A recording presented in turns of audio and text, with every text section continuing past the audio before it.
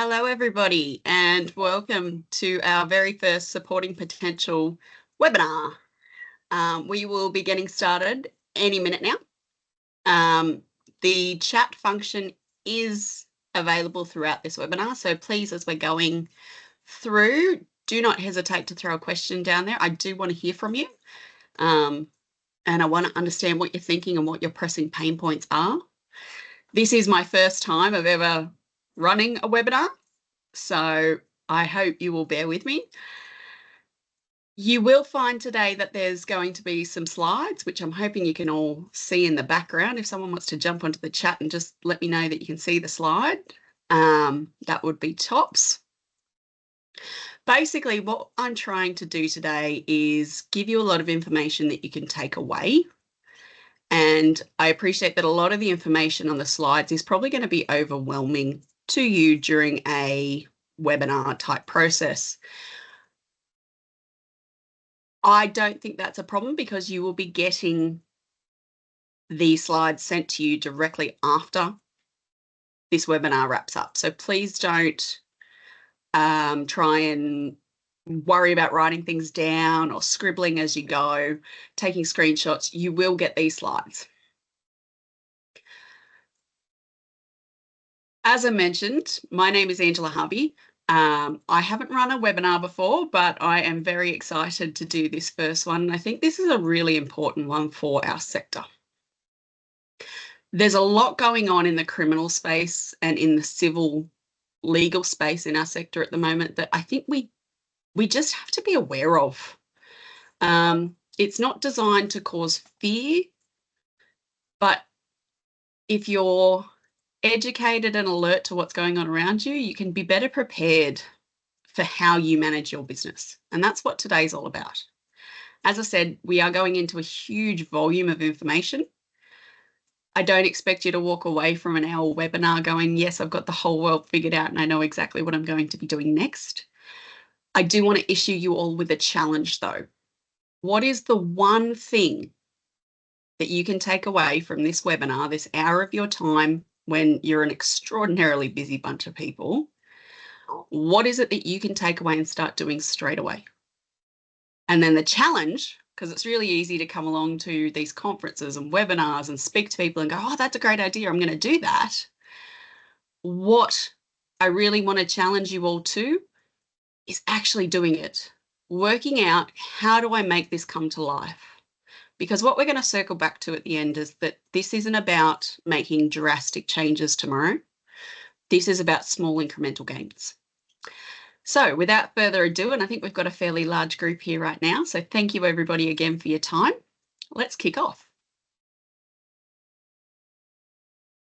So before we do actually get started, I do want to acknowledge our Aboriginal elders, past, present, emerging. I appreciate that we are coming from all parts of Australia, and I want to send a genuine thank you to our Aboriginal elders for creating a culture of storytelling and making sure that we haven't lost that culture as we go through life. The culture of storytelling is how we learn best. And so I'm hoping to be able to bring storytelling to life today, and hopefully we can learn a few things from it. Supporting potential. So myself and my business partner started Supporting Potential around 3 years ago. I have been working in the sector since prior to the introduction of the NDIS and did the transition from block funding in New South Wales over to individualised funding. And I then led the transition from the old scheme of ISO accreditation to how do we work within the NDIS quality and safeguarding standards. I decided to start this consultancy on the basis that I'd been working with providers, large, small, startups, and I was getting quite frustrated that I wasn't seeing the change that I wanted to see in the sector.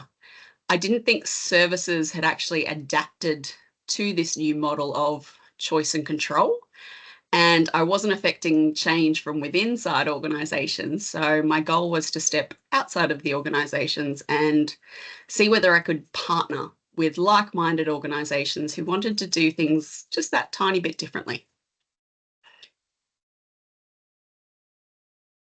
The other caveat that I want to make today is that I'm really conscious that I'm talking about real humans and people that have families and that were loved and that have died an entirely avoidable death. And so I want to be very sensitive to that fact. But I also think that there's some great lessons to be learnt here.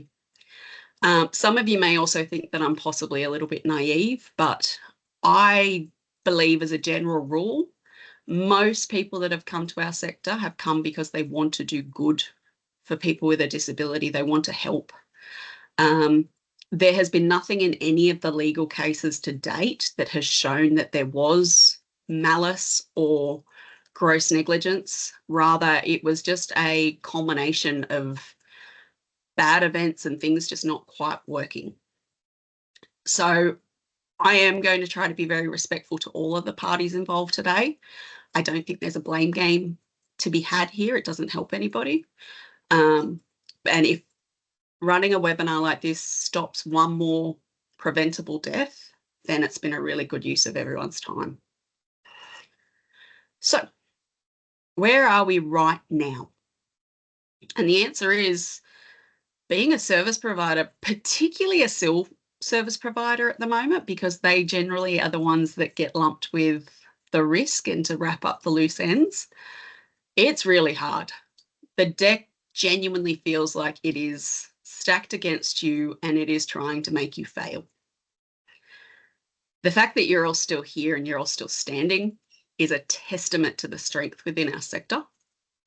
And I think we need to be viewing this as just another challenge. Bottom line is, the NDIS has been active now for over a decade. We've been complaining about pricing for over a decade. We've been complaining about the regulation and the structure and the information sharing, and none of it's changing. So we've had a Royal Commission, we've had the NDIS review, and whilst I think a lot of us went into those processes quite hopeful that we would see better outcomes for the people that we're supporting and more support for us as providers to be able to provide better support, that hasn't eventuated yet. What I'm taking from that is that it's probably not going to get better for us as providers anytime in the near future. So therefore, we've got a choice to make. Either we leave the sector and we walk away from that passion that we have, or we work out how to make those small, consistent improvements to make the scheme work well for us and therefore support us to deliver a better quality service to the people that we're supporting. Today, we're going to be going through very quickly, because it is only a short webinar, but we're going to be going through 6 different court cases that occurred in 2024. So the first 2 are service providers that have taken the agency to court. So these are 2 service providers that had a pause or were pushed through the manual review process and weren't getting their payments, and they've taken the agency to court over those. The second 2 that we're going to be looking at is probably the 2 that have hit the media the most in the last 12 months, in that Live Better was the first case that sort of cracked the $7 million in penalty, sorry, 7 figures, $1 million in penalties to service providers. And then the Valmar finding that came through just in December was even bigger again. Finally, we're going to be looking at Safe Work New South Wales, and I appreciate that some of you are coming from outside of New South Wales, but essentially our workers' compensation and our safe work provisions, they're all fairly similar across the country. So there's still very robust learnings from these cases, even if you are not New South Wales based. I think no matter what industry you're in, you'd be foolish to come at it not appreciating that people, process, and money are your foundational elements. They are the things that are going to drive whether you actually succeed in your mission and vision, and whether you deliver a good quality good or service, whatever it is that you're in. But the thing that actually holds it all together, the thing that makes sure that everybody's going in the same direction, is strategy. But what we can actually see within these different court cases is that one of those elements has always fallen down. Usually it's a combination of the elements falling down that's created the problem. But first, we will focus in on money. So I think it's fair to say that most of us wouldn't be in this industry if we were out to get rich. Money seems to be the bane of most service providers' existence, but it is a necessary evil and we can't move away from it. Trying to balance cash flow is extraordinarily hard. So once again, when I say the decks have been stacked against you, this is probably a very clear example of where that's occurred. So the reasonable cost model says that if you're doing everything according to their rules, you can earn 2% margin. That works out in the current price guide to be about $1.32. So for every hour of service you provide, you get $1.32 technically as profit, but we all know that you've got to have some form of cash flow. You've got to have some form to be that little bit ahead of the next step. So I want you to just stop and think about it for a moment. How many hours of service does that mean your organisation has to deliver in order to be able to have enough backup, let's just say, to pay a month's worth of wages? These two organisations, Affinity Care and Northern Disability Service, both took the agency to court. Both of them were owed money. So they put through their claims. One of the organisations, Northern Disability, they're a registered service provider, and they went in with the approach that the delay was unreasonable. So they didn't question the decision that they were getting pushed to a manual processing procedure, but they questioned the time frame from when they went to the manual processing decision to when they actually started to see payment. And we're talking a good 3 months here for these guys. There was a really significant wait. They had 4 different batches of payments held up to go through this process. And the court did find in their favour. So the courts found that there was an unreasonable delay by the agency, and they ordered the agency to make all payments to Northern Disability Service forthwith. So they were very clear in their findings to not actually define what is a reasonable timeframe, but they did allude to the fact that 2 weeks from the service provider providing valid information to justify their claims was probably sufficient. What that means and what the takeaway is that if you get put on a manual payment review and you can provide the documentation that they tell you instantly, you still probably have at least a 2-week wait until you will see those payments. And that's going off best case scenario. What we know is that organisations tend to receive a letter that says there has been some suspicious activity that has suggested that you should be on a manual processing review. Usually the date that they push you over to the manual processing is a couple of days before you actually get the letter. Payments then stop. Now, technically, once again, if you go through the letter of the law, it should only be the payments that are deemed suspicious. However, what we're seeing is that's not the case. They tend to put a hold on everything. Jumping over to our other case, which is Affinity Care Services. So Affinity is an unregistered business, which means they were getting the vast majority of their funds through plan managers. Plan managers told Affinity that they were subject to a payment freeze or a payment hold. Because they're not registered and the agency isn't paying them directly, they didn't get any direct feedback from the agency. They took the agency to court on the basis that they felt the decision to freeze or hold their funds was an unjustifiable decision. The Northern Disability Services also had this in their application, this aspect of a decision. And the agency tried to say, well, we haven't decided anything. The process of putting people to a manual review isn't a decision. The courts argued against that and said, yes, it is. So we know that the process of putting you on a manual payment is a decision. But the fact that Affinity hadn't provided the relevant information meant that the agency were not in a position to then make the next decision, which is should they release funds. So Affinity Care did not get paid. They are still going through the process.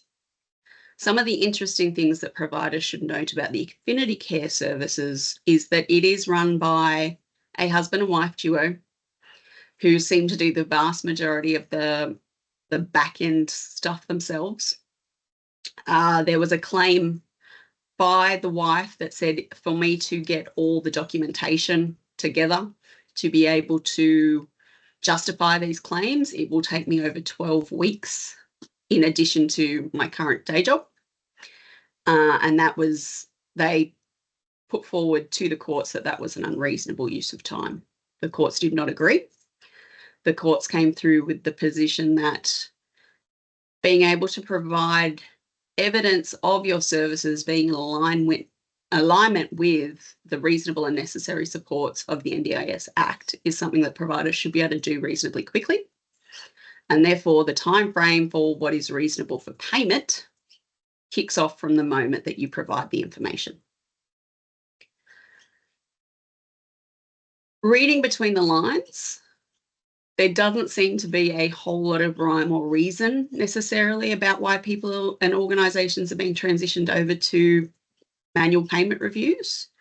If you look at the NDIA website and the integrity team's information, they say that they are getting tip-offs, but they also run all claims through their automatic tool, which may highlight anomalies. I have a freedom of information request in at the moment. Whilst Commonwealth organisations are legislated to give you feedback within 30 days, I have heard from the agency that they are running behind and that they needed at least 60 days. But as soon as I get that information back about what exactly they look for, what are the risk factors that are highlighting that an organisation should be transitioned over to manual processing, I will be sure to let you know. But the key takeaways to this, and if you take nothing else away, it is that you are not entitled to a payment from the agency until the agency deems that you are. Now, look, we can get into a whole rabbit hole, and trust me, I have been, with how does that work with the Corporations Act, where you've got to run with accrual accounting and all those types of things. And don't get me wrong, it breaks my brain that you can have a service agreement with someone. You can deliver your services in accordance with that service agreement. You can then issue an invoice and there is still no guarantee of payment. So take that for what it's worth. It is terrifying, but at the same time, knowing how to work within that space, I think, is going to be the thing that will save you. Have your documentation ready to go. Make sure your service agreements are in date. Make sure that you have very clear understanding with each of the people that you're supporting about what their support plan actually is. What are you going to do if they have repeated late cancellations? How are you going to demonstrate to the Commission that you've actually taken due diligence in making sure that you have delivered reasonable services? This documentation is going to be critical, particularly on the basis that, once again, we circle back to the reasonable cost model. It's going to be really difficult to build up 60 days worth of surplus cash flow to be able to withstand some of these payment lags. Case number 1 and case number 2, all about money, and money makes the world go round. The next 2 are all about people and how we're actually protecting our people. One of them is 2 staff members that have been injured. The other is a person receiving services that died. So I think one of the key things to remember with WHS law is that you have an obligation when it comes to risk management, not just for your staff, but for everyone that's engaging with how you do business. So your participants will fall under WHS law too. We'll focus in on the Salvation Army case first. We're all aware of the Salvation Army. It is noted in the course documentation about the volume of good work they do.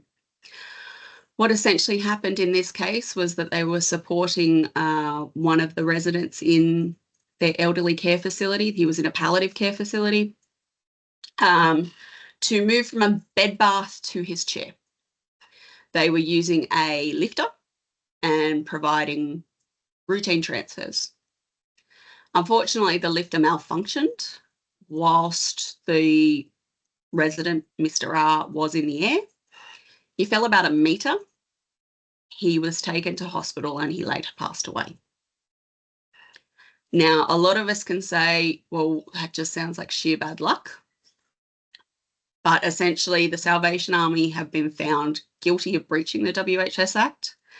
They had a reduced penalty of $400,000 on the basis that they did enter a guilty plea.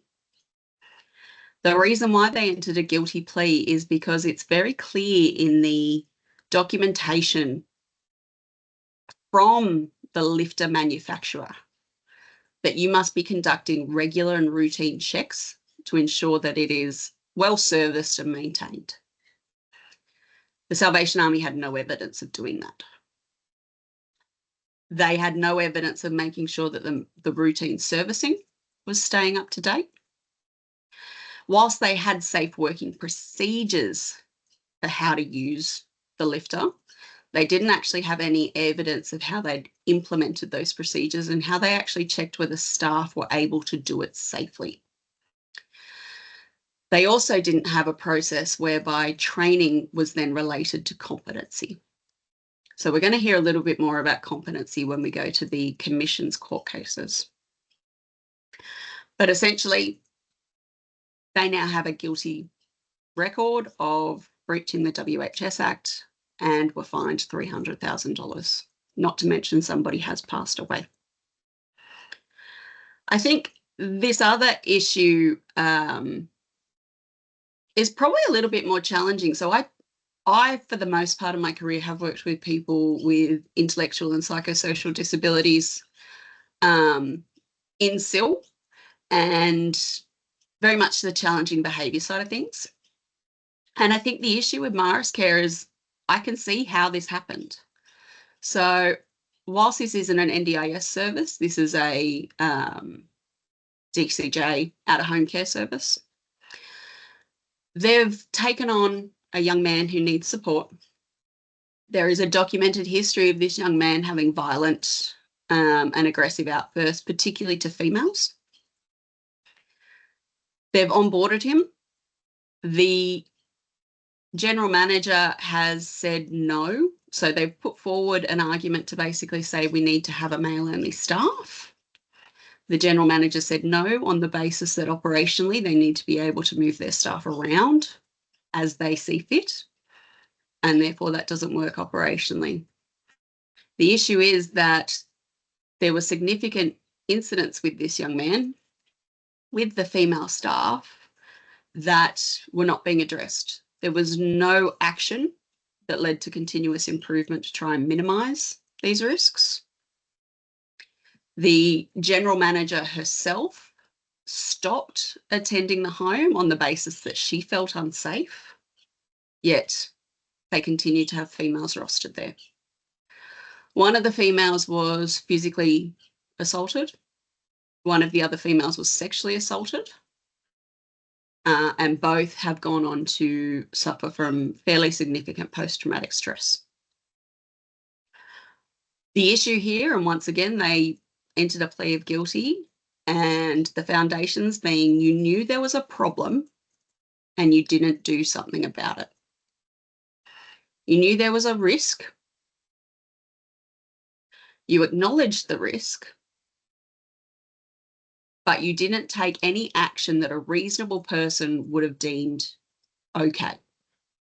So the court specifically found that by changing over the roster for that house to being a male-only house, that was a reasonable adjustment that could have been made. There was no significant impost on the organisation to make that adjustment. So the fact that they didn't is part of what has led to the guilty verdict. And I think these two lead in reasonably well to our next two, which is probably the two that we're most familiar with.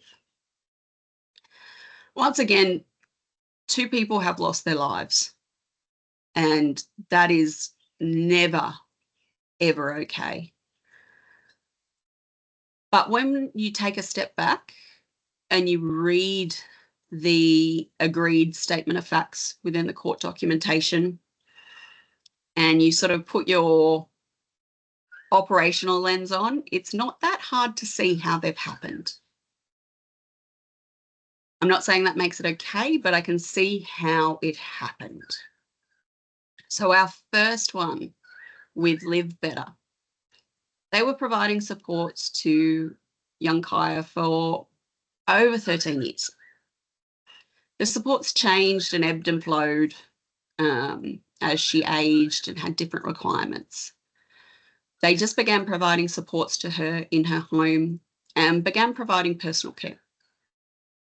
They didn't update their documentation to reflect this. They'd managed to provide personal care to her 80 times previously without incident. So just think about that, 80 times without incident. They didn't have any sort of lead indicators that there was a problem there. On the day in question, the staff member has run the bath the same way as they always did. This was actually one of her regular staff that were, I think, and don't quote me on this one, but she was involved in the vast majority of the previous bathing incidents. The staff member ran the bath. She put the hot water in first, then turned cold on at the end. She put her hand in to test the temperature of the water. The water felt okay. Now, in hindsight, she's reflected back and said, well, where I put my hand in to test was under the tap, where the cold water would have been mixing with the hot. Kaya had limited verbal communication. She also had some skin conditions which limited her ability to be able to regulate her pain thresholds. Live Better has been fined $1.8 million on the basis that they did not acknowledge the risk that providing bathing supports to someone could be risky, could result in significant harm. When I originally read that finding, I was really taken back because I had always approached risk assessments in my background with risks that were in excess of what the average person would encounter. So, for example, we can all get burnt in a bath. I guess the difference here with Kaya is that she couldn't communicate if it was too hot and she couldn't physically remove herself if it was too hot. But the court was very clear, those things didn't actually come in play. It was simply the fact that they did not acknowledge that by providing bathing supports, someone could get burnt. They then went into the training records and the evidence of training provided to staff to provide personal care. Live Better had actually provided online training to all of their staff. They had a personal care style online learning system which focused on all aspects, and there was a very small element that focused in on providing bathing supports. There was even a question that suggested, is it the support worker's responsibility to ensure that the water temperature is not too hot? The commission found that to be, the courts on the basis of the commission found that that actually wasn't strong enough. They wanted to see a question which tested people's understanding and they wanted to see the number. What is the maximum temperature of a bath to be provided to a person with disability receiving support services? And the answer is 40 degrees. So that was the other space where they had quite a large portion of their penalty come through. And then it was competency assessments. They didn't undertake competency assessments to say, do we know that our staff can do this well? All of those things, to me, I can see how it slips through the cracks.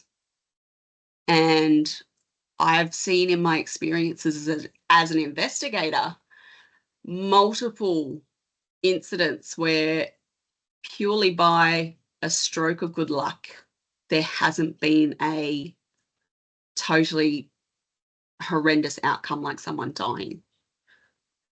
Systems fail, processes fail, people fail. If those types of things aren't in your risk assessment as an organisation, that's probably the first thing that I'd be doing. Moving on to Valmar. So Valmar is only recent.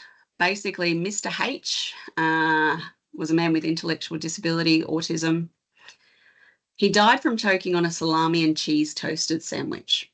Now, Valmar began providing services to this home as part of the devolution of ADAC. So once we did transition over to NDIS and the states were devolving their services, Valmar picked up this property.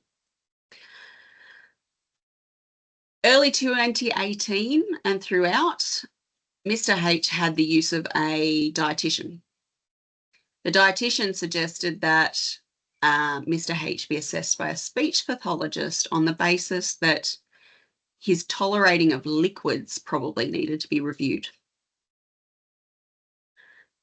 Never in Mr. H's support history did he have a formal mealtime management plan. He had never been diagnosed with dysphagia, but Valmar had multiple documents which highlighted that he was a choking risk. The reason why Valmar has been fined $1.9 million is different to the Live Better case in that Valmar did identify a risk. They then didn't do anything about it. So words choking were mentioned several times throughout their support documentation. There were not any strategies put in place for how they were going to minimise that. There wasn't any training offered to staff on mealtime supports and dysphagia. And probably what makes this a little bit more alarming is that they didn't actually follow through on the recommendation to get a speech pathology assessment. So the house manager of this particular location wrote his own mealtime management process for the participants. It was put on the fridge, but he had no accreditation or training to be able to do that well. They also then didn't train any other staff in identifying issues with nutrition and swallowing and what should you do if there was an issue. The staff member on shift at the time had cut up the salami and cheese toasted sandwich into 9 bite-sized pieces. We can assume that they actually took a photo of it because there was a photo tendered to the court. As soon as Mr. H did begin to choke, the worker began CPR immediately and contacted an ambulance. Valmar did their own internal investigation and found that the worker that was on shift didn't do anything wrong, but that the house manager did by drafting their own mealtime management plan. I think once again, this is one of those spaces where we've assumed a risk. We assume everybody knows what that risk actually means, and we assume that they have the skill set to be able to do something different. That's not the case. We are working with, and it is highly, highly advertised that disability support work is a non-skilled profession, which I argue wholeheartedly. But at the moment it is. We often have people coming from English as an additional language. We have a responsibility to make sure they know what it is they're doing when they're working with vulnerable people who maybe can't give them that level of feedback. There is a lot of information on this slide, and I appreciate that it is hugely, hugely busy. So don't stress. You are getting these slides as I suggested at the beginning. What I wanted to do was just take a step back and look at our sector and see what are some of the common themes that we currently see across the board. I think we know that as a general rule, most of the people in our sector are here because they actually care about people with disability and they want to give them the same go at life. They want to try and remove some of the biases that are in play. We know that a lot of organisations have been around since prior to the NDIS being introduced, or that those people have been working within organisations prior to starting their own. We've seen some great innovations given that there is a very rigid regulatory framework. But I think some of our focus needs to be shifted over to what are some of our weaknesses. We tend to focus on revenue rather than profitability.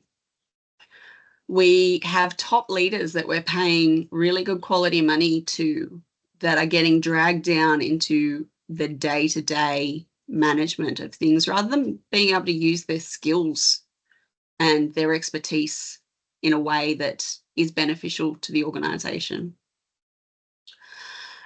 We know that the way that the NDIS scheme has been established is that, yes, it's meant to be person-centred, and yes, we're all supposed to provide direct supports to the person with disability. But what we're seeing is, sorry, I'm just going to skip through. What we're seeing is that, yes, the person with disability may actually be the centre, but they're the centre of every discrete unit. So where you've got a support coordinator, where you've got a behaviour therapist, where you've got a speechy, where you've got a SIL provider, where you've got a CP provider, each of those organisations are doing really well at making sure that they are providing person-centred care. But they're only looking after their small piece. They're looking after what they need to be able to deliver their organisational goals. We're never actually really seeing the person genuinely at the centre of all of their services. And I think that's something that does need to shift. And we'll come back to some of this a little bit more.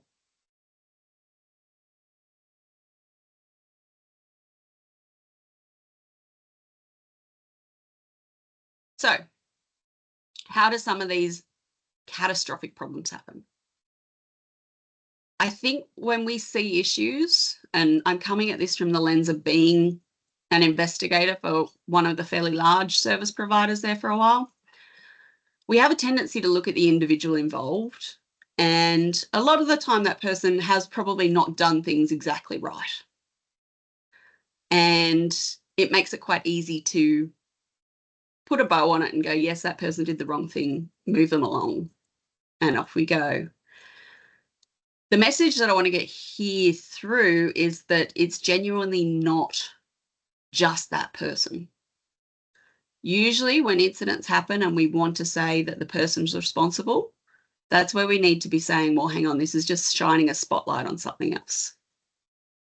What we can see is that we naturally, as businesses and through the course of the evolution of the way disability supports have been provided, have built in risk mitigation strategies. Most organisations, particularly registered organisations, because you have to, but most organisations have some layer of policy. So that's your first mitigation. Then we have systems which are supposed to guide the way we operate and make sure that we're doing things in accordance with the policy.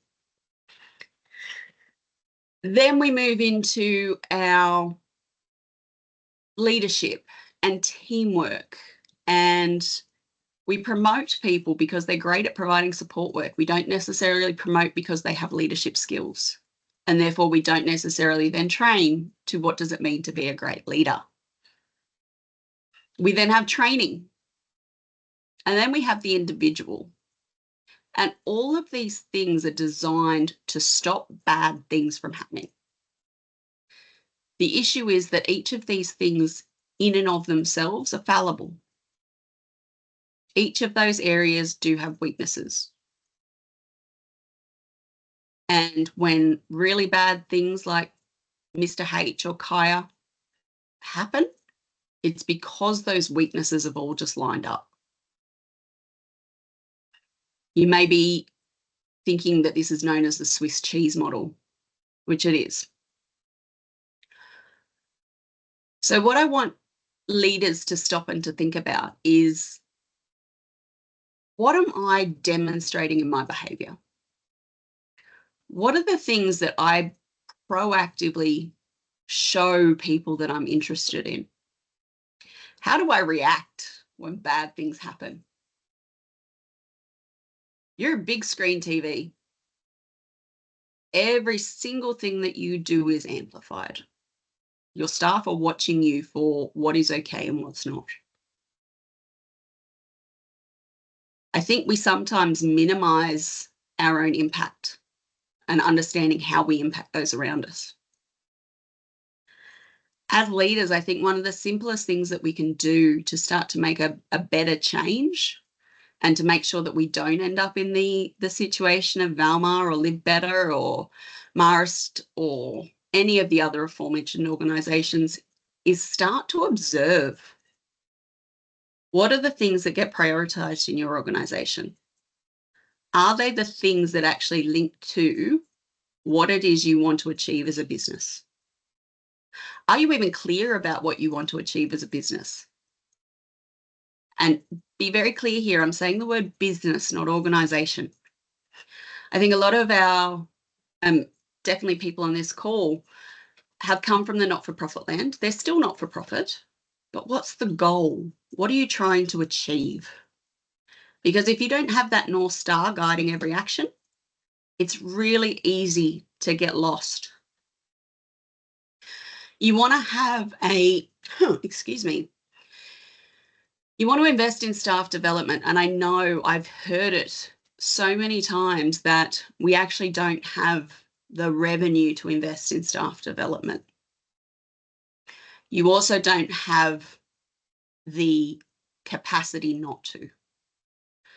So by that, I mean, yes, money may be tight, but if you actually don't prioritize developing and training your staff, you are going to be liable for the catastrophic outcome that comes around, and that's probably going to be far more expensive. I also think that you want to prioritize building a culture of psychological safety. You are far better to have a worker come into you and say, look, I think we've got a problem here, and can we stop and look at it? And you dive into it and you go, yeah, no problem, nothing to see here. Then that worker feeling like, I should have said something. Something bad's now happened and I should have come forward and I should have said something. By having that psychologically safe environment, you're going to get heads up. You're going to know before things go bad.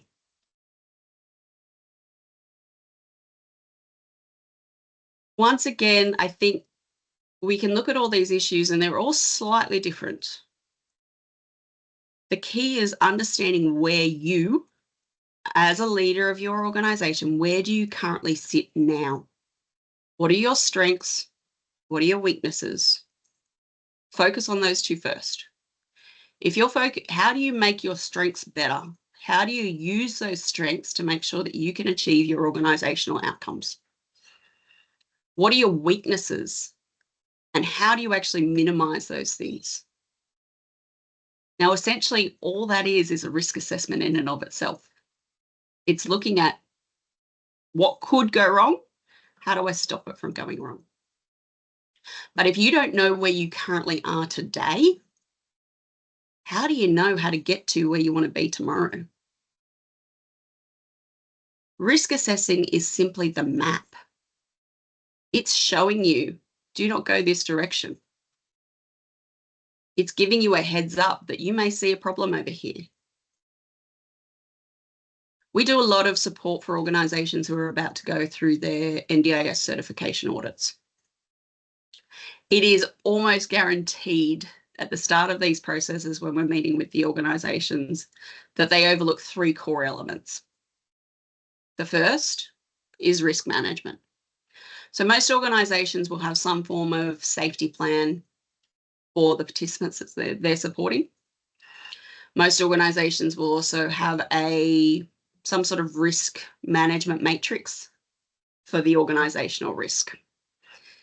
The issue is that those things don't tend to get touched until we roll around to audit again, and we need to quickly get them updated. They should be living and breathing documents. They should be moving and adapting. We also want to be seeing what it is that we're doing that works and what doesn't, which then leads into the next 2 deficits that we always see leading into an audit. One is your internal audit. So this is you taking that cold, hard look at your business and saying what works and what doesn't.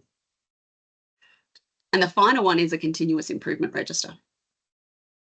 So I think what we know is that we have ridiculous amounts of turnover in our industry. We are not capturing our own corporate knowledge.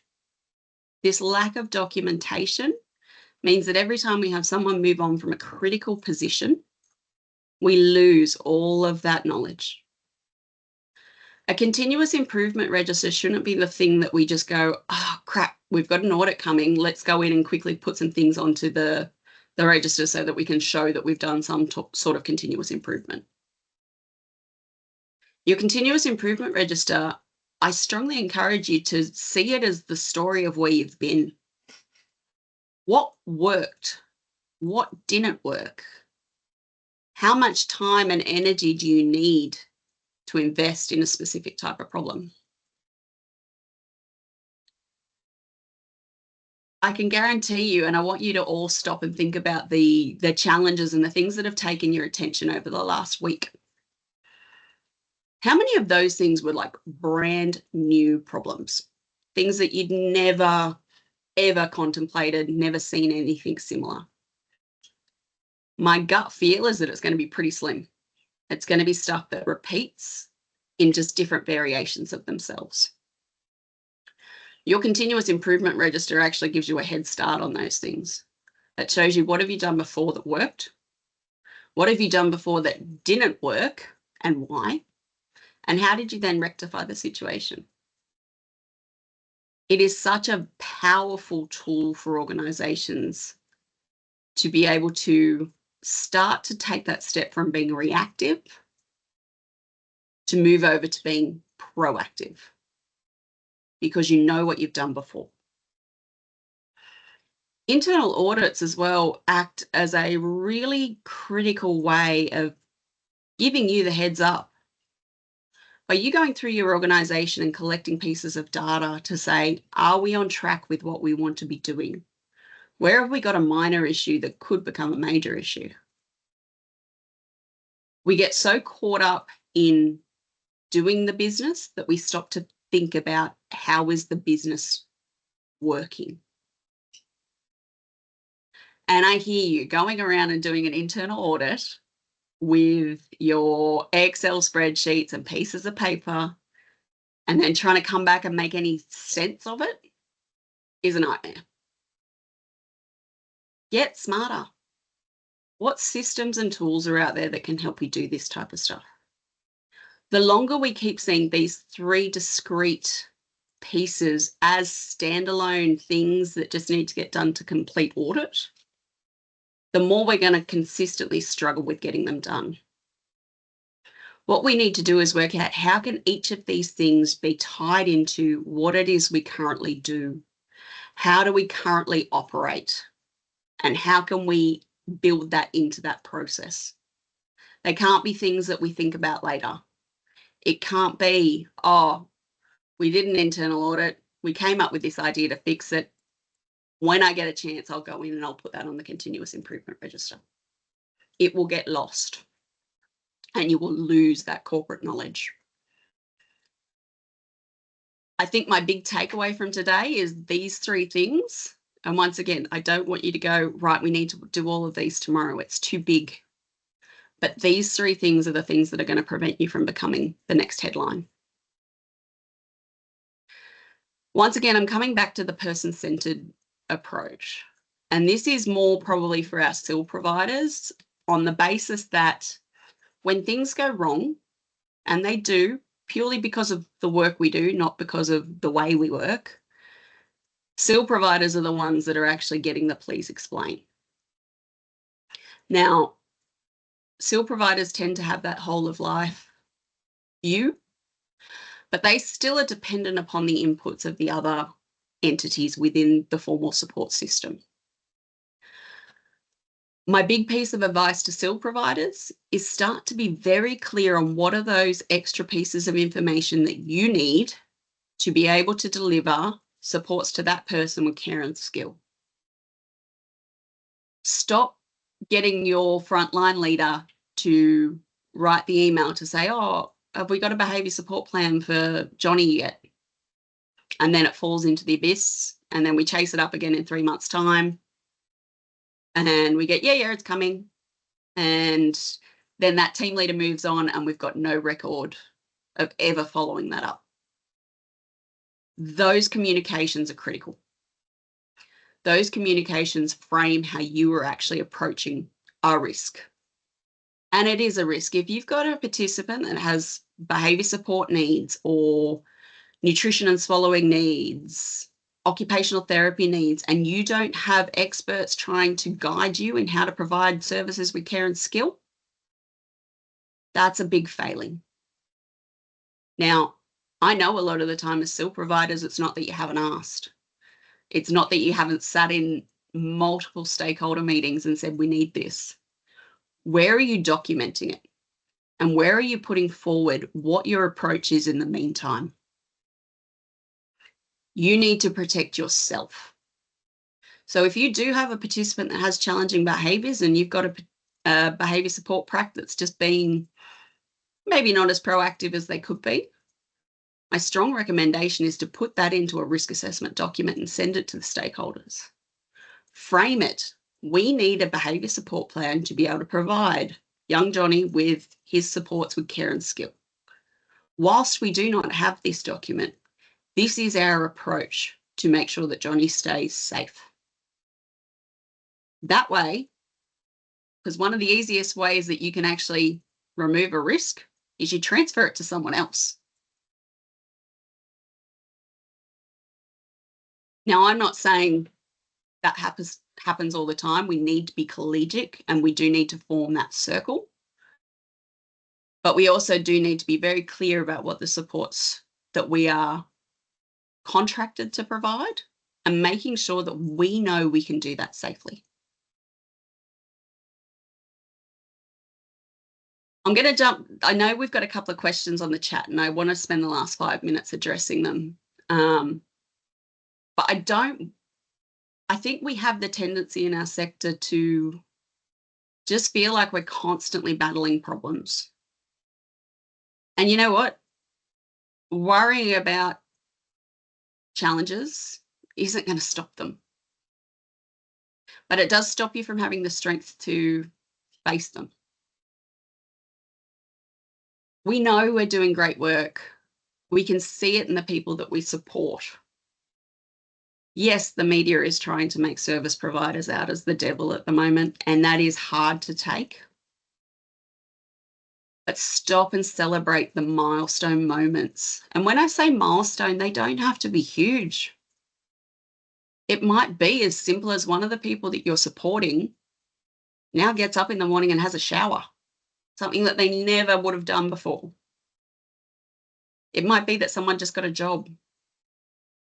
It might mean that somebody's just built a new relationship with a new support worker when they really don't like new people in their team. We need to start shifting our perspective. We need to start seeing the good that we're doing on a daily basis, because the rest of the world's going to tell us how bad we're doing. And it's not true. My key message from this presentation is we don't have to do drastic things. We don't have to change the world tomorrow. These things have been building for a long time coming. A minor shift in your perspective today will lead to major shifts in progress over time. We're talking about the 1%ers. But too often in our industry, we're too busy to see those 1%ers. We're too busy to capitalize on them. And that's my message today. Start to look at your 1%ers. Start to make sure that you use them better.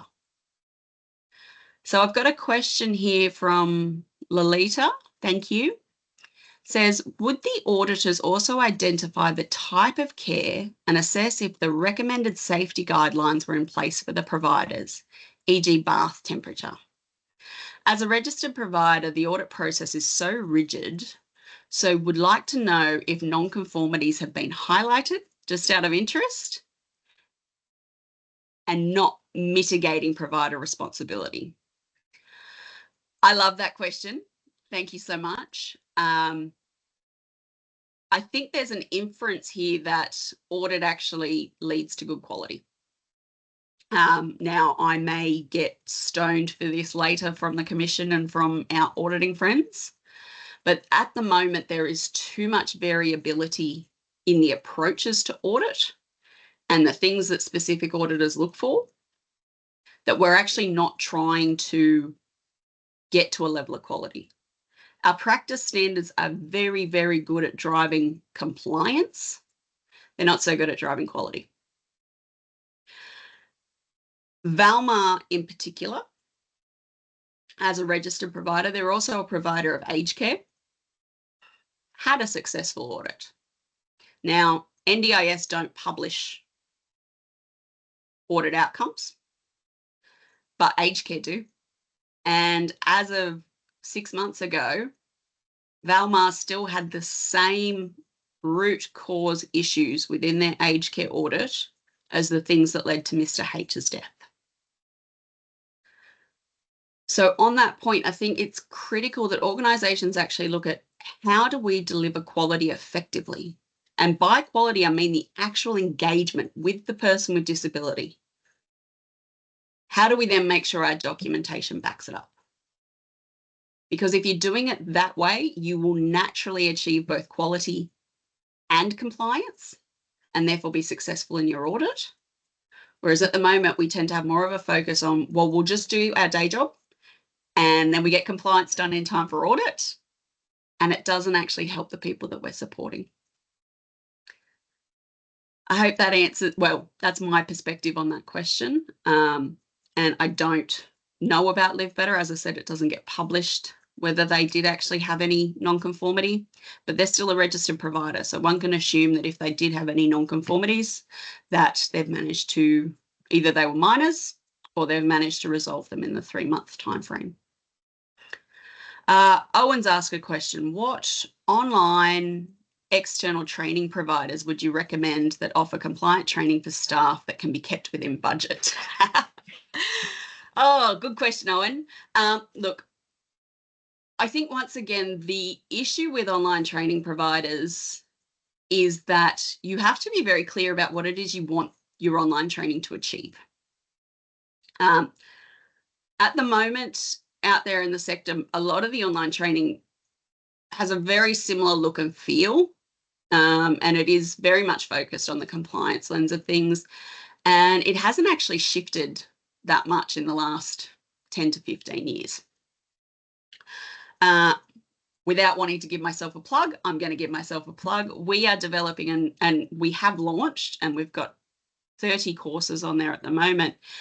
But our approach to online training is that we want it to be small and bite-sized. So every module you can do in less than 15 minutes, because we know that trying to roster someone and pay them for 3 hours of online learning has you breaching so many SHADS Award rules and costs you a fortune, whereas trying to factor in 15 minutes once a week, it's a piece of cake. We also, in our approach, have focused in on some of the fundamental behaviours that we want to see from our support workers. So things like patience and taking initiative and maintaining composure when you feel stressed. They're all individual discrete modules within our training package. We then obviously have all of our NDIS practice standards built into there. And yes, I hear you, you can't do NDIS medication in 15 minutes. No, but you can do the what does the NDIS say we need to do in 15 minutes. And then you come back and we've gamified it so people do keep coming back and you learn the next step and the next step. And we're definitely leveraging off the fact that adults need to hear the same piece of information as a general rule 7 times before it starts to sink in and change behaviour. Are there any other questions? Because I'm conscious that we are right on time. Look, as I mentioned, everybody is going to get a copy of the slide deck. I'm also going to send out a survey feedback form. I would love your feedback on whether you found this useful, whether we should do more of them. If you wanted to hear more about specific topics, that would be amazing. So please be as honest as you want. You can put your name on there if you want me to contact you. You can be anonymous if you don't want to provide any details. So thank you very much for your time today. I hope you are all able to take away that one thing and enjoy the rest of your Thursday.